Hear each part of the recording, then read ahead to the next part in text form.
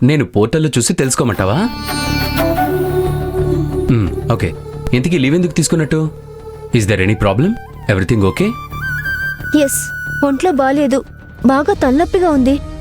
అయ్యో అవునా? తలనొప్పి చిన్నదే అయినా అది ఇచ్చే పెయిన్ మాత్రం భరించలేనిది. సరే, ఓ పని చేయి, వేడి నీళ్లతో తడిగుడ్డు పెట్టుకో, తలనొప్పి ఇట్టే మాయమైపోతుంది. సరే సార్. అవును, ఇది నార్మల్ తలనొప్పేనా లేదా మైగ్రేనా? లేదంటే ఈ దగ్గు జలుబుతో వచ్చిన తలనొప్పి అయి ఉంటుందా? అబ్బా తెలియదు సార్, అందులో ఏదో ఒకటి అయి ఉండొచ్చు. అరే, ఏదో ఒకటని అంత ఈజీగా తీసుకుంటే ఎలా? కేర్ఫుల్గా ఉండాలి. బాగా స్ట్రెస్ తీసుకుంటున్నావు, తలనొప్పి ఎక్కువ అవ్వచ్చు. అయ్యో సార్, తలనొప్పి ఎందుకు వచ్చిందో తెలియదు కానీ మీరు ఇలా క్వశ్చన్ మీద క్వశ్చన్లు అడుగుతూ ఉంటే తల పగిలిపోయేలా ఉంది. అయ్యో సారీ, ఏదో అనుకోకుండా విసిగించినట్టున్నాను. పర్వాలేదు సార్, నేను తర్వాత చేస్తాను.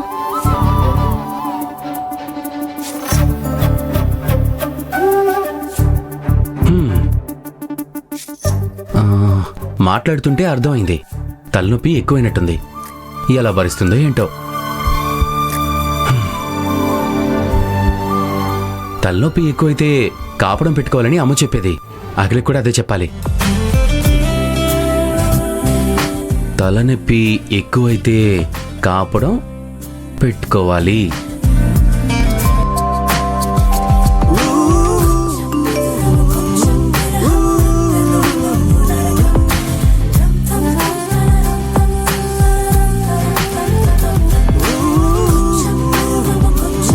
టాబ్లెట్స్ వేసుకుంటే బెటర్, తొందరగా తగ్గిపోతుంది. టాబ్లెట్స్ వేసుకుంటేనే బెటర్, తొందరగా తగ్గిపోతుంది.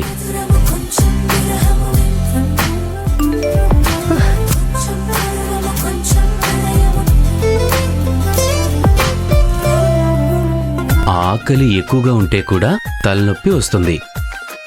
ఏదైనా వేడివేడిగా చేసుకొని తిను.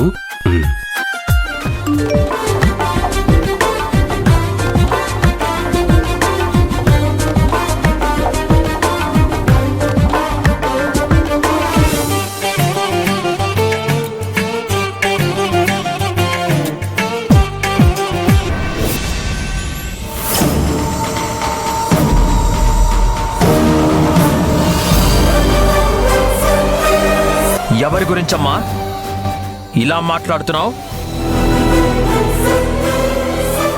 ఇలాంటి పరిస్థితి రావడానికి కారణం లక్ష్మి కాదు, నువ్వు.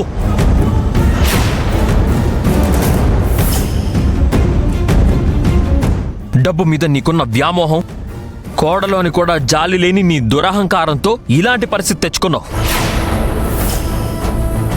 ఇందులో లక్ష్మి తప్పే ఉందమ్మా? తప్పులన్నీ నువ్వు చేసి ఇప్పుడు లక్ష్మిని బ్లేమ్ చేస్తున్నావా అమ్మా?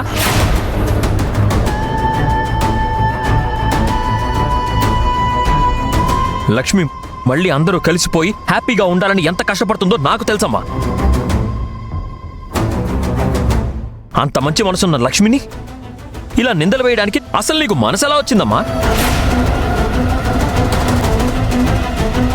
సరే, నువ్వు చెప్పినట్టే దీనంతటికీ కారణం లక్ష్మినే అనుకుందాం.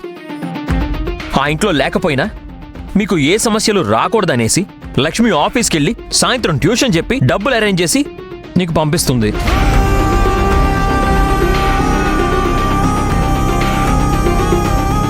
ఆ ఇంట్లో లేకపోయినా కూడా లక్ష్మి మీ గురించి ఎంత ఆలోచిస్తుందో తెలుసా?